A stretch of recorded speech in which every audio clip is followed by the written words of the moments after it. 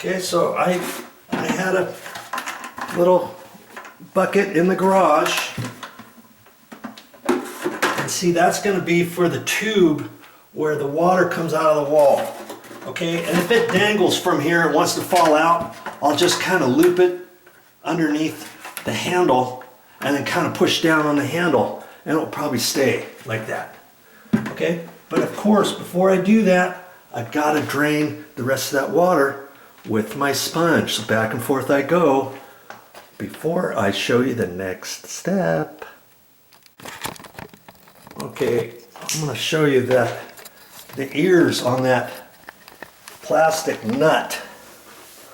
Okay, this one right here, it's kind of hard to see down there, but it's got nibs on both sides where I can put my finger and my thumb to try to loosen it up. And sometimes these are just hand tight, believe it or not. Normally, if it is, when I get ready to tighten it back, I'll tighten it up as tight as I can, hand tight, and then I just take my pliers and I'll grab it and turn it just 1/8 of a turn. And if I can't get it off with my thumbs, or my thumb and finger, then I'll just use the pliers to loosen it a little bit before I get in there and get it loose. Okay, well, I've got all the water out under there. Okay, I got my bucket ready. I'm going to see if I can't, see, look at that. I did it without even using the pliers. And get it out. And it's dripping a little bit, you know, but I've got it to where it's not running on the floor. It's just going in the bucket. And if that were to fill up before I got the new one installed, which shouldn't be the case, I could quickly take that off, let it get another bucket, put it on there, and then dump that bucket down the toilet or something. I'm going to take you down there just to show you that the water is running just ever so slightly. You see there, right there. It's running, and so I'm good. I'm good to go. Now I'm ready to do that. Okay, now before I get under there, I can take that. See that pipe was just right there. It was just stuck down a little bit on this. You see that little S? That's it. You push half down there, and that's how they used to come years ago. And I don't throw those away, by the way. I'm going to save that. I'm going to save that as a reminder. I'm going to put it right there.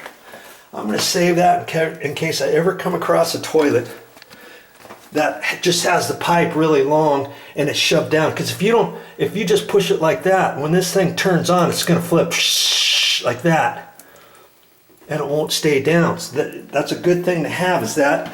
And then this holds down in there, and it's only going down a little bit.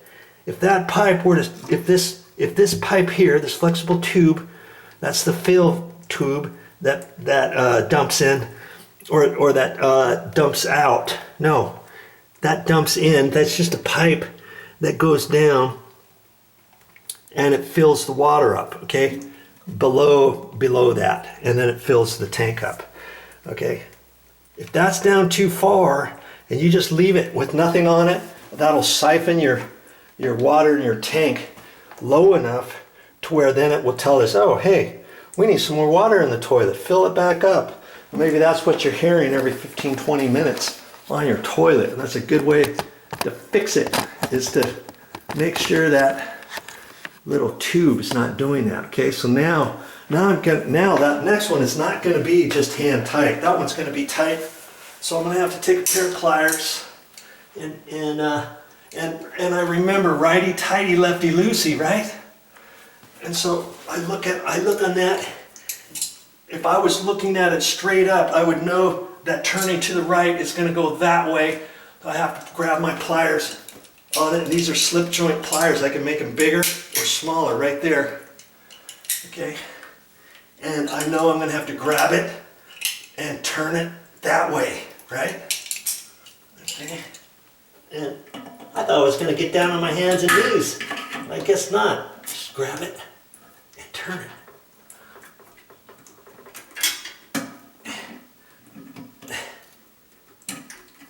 Just enough to where I can get it, and I'm feeling to see if the threaded rod is turning, and it's not.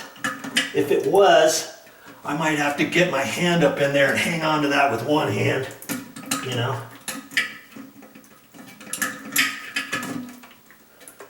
Okay, I think I got it enough. Okay, now I can loosen it, and see, once I loosen that, any last little remnants of water in there is coming down on the ground.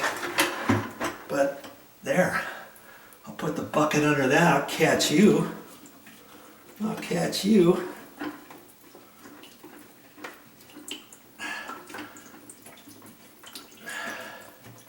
That's not much, whatever you've left in there that you didn't get out with your sponge or your shop vac or your paper towels or whatever. Okay. Now I can lift that out of there. And there's my old one. 24 years old, never been taken out. This thing lasted, you've had a good life, little guy. You've had a very excellent life. It's time to retire you. Okay, see, pretty much the same other than this. Remember I said there's a little goodie on the side. I don't know if you can see that or not. Let's see. You see, if yours is like that, you would have to pinch it together. You'd have to pinch it together so that then you can adjust it. You see what I mean? It's kind of tricky when it's inside the toilet, but that's how in the old days you would adjust your ball, your float. Okay, so that water's still draining in there. I don't really care about that. I'm going to set that off to the side. I'll clean up when I get all done with my sponge, my rag, and I got my simple green here and stuff. Now I'm going to take this as an opportunity to kind of wipe around that hole to get any last little bits around there. And if your toilet is really dirty at the bottom, now's your chance to kind of clean it up and wipe off some of that excess of grit and stuff. You could get that grit out of there with a paper towel. This one's pretty good. I'm just getting the last little bit of water, and the last thing I want is a little bit of sand or grit that could possibly cause it to leak down there at the bottom when I put the new one in. You know, I've got it all nicely clean there. We'll show you that too.